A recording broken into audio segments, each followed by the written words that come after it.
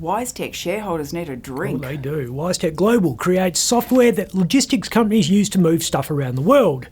Make sure that a container ship goes to the right berth at the right port at the right time, and that the right customs form is filled out before the right truck takes the right cargo to the right freight train. Wisetech is like WD-40 for the international trade system. Make sure there are no friction points so we can get our Temu fast. I got my creamer. I'm gonna add it in. I just press this button. I'm supposed to stir it. No way! That's actually insane! Something's just happened at Wisetech's headquarters that's bad news for shareholders and prospective owners of self-stirring coffee cups alike. It's a pretty good company. Temu? No, it's ruining the world. I bought an entire gymnastics gym off Temu and it's here right now. Wisetech, yes. A true Australian success story and an unusual one because it doesn't involve blowing rocks up. Founded in 1994 by coding nerd Richard White, who put the right ones next to the right zeros and made it easier for Australia's freight handlers. Debuted on the ASX in 2016 with a valuation of $1 billion, $4 a share back then reached a high of $135 a share last year.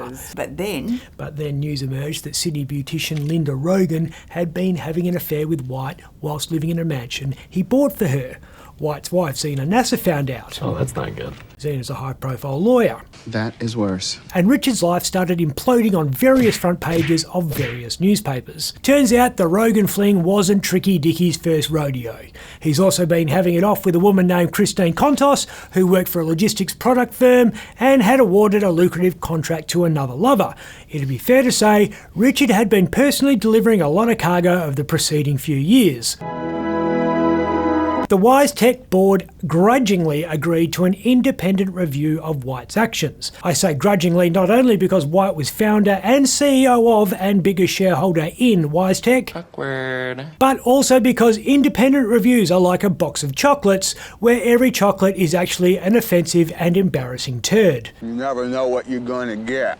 Yeah, you do. An offensive and embarrassing turd. White stood down as CEO in October 2024, and in February 2025 the stock tanked when the chairman and 3 directors quit en masse. Yeah, and then things got really weird. The blizzard of bizarre started when the disgraced founder won back control of his company by becoming executive chairman.